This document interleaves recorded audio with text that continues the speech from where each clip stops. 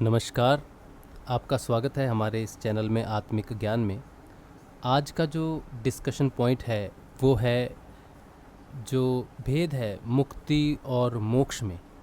इसमें क्या भेद है? जब हम भौतिक रूप से देखते हैं तो इसमें क्या भेद आता है, और जब इसे आध्यात्मिक रूप से देखते हैं तो इसमें क्या भेद है। कई बार कुछ शब्द ऐसे होते हैं जो हम ये सोचते हैं कि आध्यात्मिक रूप से वो शब्द जो है वो अलग तरह से जो है अपनी डेफिनेशन रखते हैं। संस्कृत से ही हमारी जो है भाषा चली है, और जो हमारे वेद हैं, हमारे ग्रंथ हैं, वो सारे के सारे जो हैं वो ज़्यादातर जो संस्कृत भाषा में लिखे गए हैं।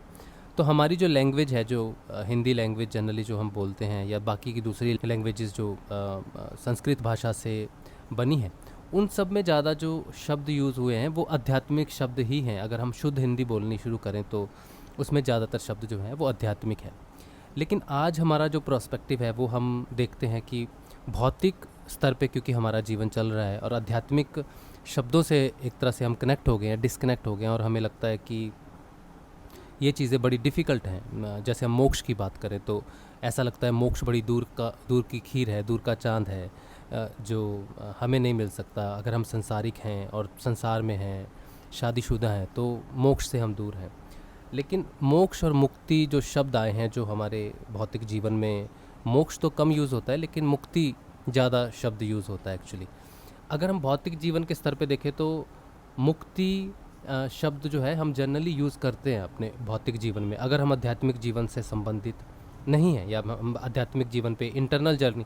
आध्यात्मिक जीवन को मैं पूजा पाठ से नहीं जोड़ता हूँ। आध्यात्मिक जीवन को मैं जोड़ता हूँ कि आप अंदर से अपने आप को जान रहे हो, आप अपनी आत्मा को जान रहे हो, उसे मैं आध्यात्मिक जर्नी मानता हूँ, या फिर स्पिरिचुअल जर्नी में उसे मानता हूँ। बाकी का जो बाहर का कर्मकांड है वो हम भौतिक समस्याओं को दूर करने के लिए ही वो सब किया जाता है। इसीलिए ये डिफरेंस आ गया है, आध्यात्मिक शब्दों में और भौतिक शब्दों में डिफरेंस आ गया है, क्योंकि हमने भौतिक जीवन को आध्यात्मिक जीवन, बाहरी पूजा पाठ को जो भौतिक जीवन में करते हैं उसे ही अध्यात्म मान के बैठ गए हैं, इसीलिए ये डिफरेंस आया है। लेकिन आध्यात्मिक जीवन जो है वो आत्मिक जर्नी है, अंदर की जर्नी है, आत्मा की जर्नी है। तो उसमें से दो शब्द जब थे जो आत्मा के लिए यूज़ होते थे, या फिर भौतिक जीवन में जो यूज़ होते थे, वो थे मुक्ति और मोक्ष।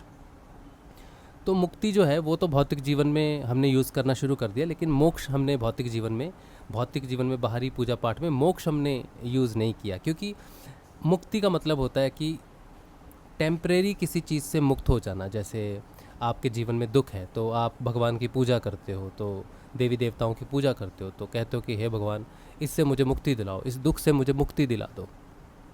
लेकिन आप रहते हो संसार में, ये एक तरह का दुख है। ये हो सकता है कि आपको फिनेंशियल प्रॉब्लम हो, या फिर आपका किसी प्रकार का रोग हो जिससे आप किसी देवी या देवता की पूजा कर रहे हैं, भगवान की पूजा कर रहे हैं, उससे मुक्ति मांग रहे हैं।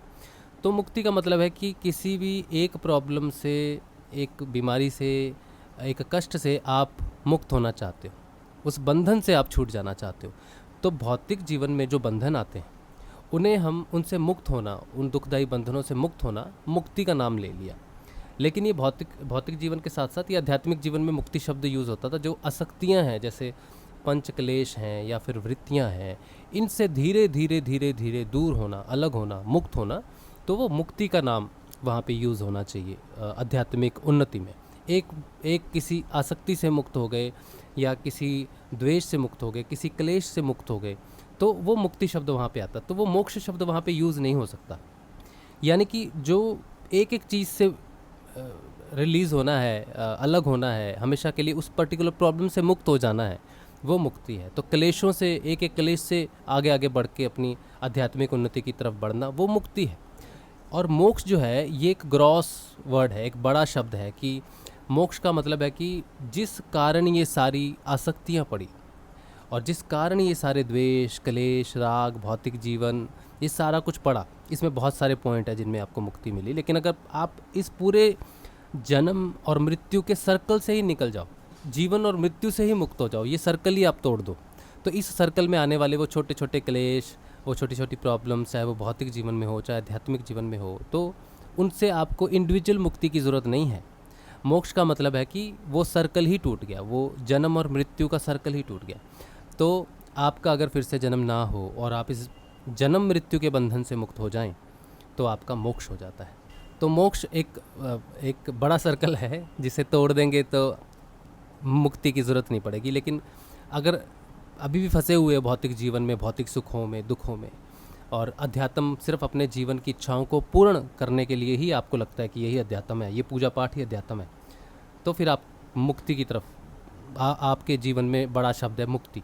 लेकिन अगर आप अध्यात्म जीवन में हो, अगर आप आत्मिक ज्ञान की प्राप्ति चाहते हो, अगर आप आत्मा को जानना चाहते हो, अगर आप अपने शरीर को नहीं, अपने जीवन को नहीं, बल्कि अपनी आत्मा को पहचानना चाहते हो, तो आपके लिए जो टारगेट है वो है मोक्ष। तो मोक्ष आपके जीवन और मृत्यु की मुक्ति है, आपकी आत्मा का मुक्त हो जाना, आपको पूर्ण रूप से आत्म तत्व का ज्ञान हो जाना, ये सारे बंधनों से जो है मुक्ति है। सारे बंधनों का मुक्त हो जाना, सब बंधनों का टूट जाना, जन्म मृत्यु का बंधन टूट जाना, ये मोक्ष है। बाकी छोटे छोटे दुख सुख से बचना, छोटी छोटी इच्छाओं का पूर्ण होना, या उस प्रॉब्लम से बच के मेरी जॉब छूट गई, चलो मैं जॉब से बड़ा परेशान था, मैंने जॉब छोड़ दी, मेरी मुक्ति हुई भाई। तो मुक्ति छोटी छोटी चीज़ों में है। आध्यात्मिक जीवन में मोक्ष आपका टारगेट है, और भौतिक जीवन में मुक्तियाँ छोटी छोटी चीज़ों में, भगवान से प्रार्थनाओं में, ये मुक्ति के लिए की जाती हैं। तो ये बेसिक डिफरेंस है। मुझे उम्मीद है कि आपको मोक्ष और मुक्ति में अंतर पता चल गया होगा, और आप अब मोक्ष के पीछे भागोगे, मोक्ष को जानोगे, और मुक्ति अपने आप होती रहेगी। जो मोक्ष की तरफ जाता है, मुक्तियाँ उसकी अपने आप होती रहती हैं। ठीक है, तो मुक्ति के पीछे भागोगे तो मोक्ष नहीं मिलेगा, लेकिन मोक्ष के पीछे भागोगे तो मुक्ति अपने आप होती जाएगी। ठीक है, तो इतना ही। इस चैनल को लाइक और सब्सक्राइब करें, क्योंकि ऐसी बहुत सारी चीज़ें हैं जो आपको प्रेरणा देंगी और आपको एक आत्मिक ज्ञान की परिभाषा समझाएंगी। तो मुझे उम्मीद है कि आप इस चैनल को लाइक और सब्सक्राइब ज़रूर करोगे, ताकि ज़्यादा से ज़्यादा वीडियो इस तरह के टॉपिक्स पे आपके सामने आ सकें। जय श्री गुरुदेव।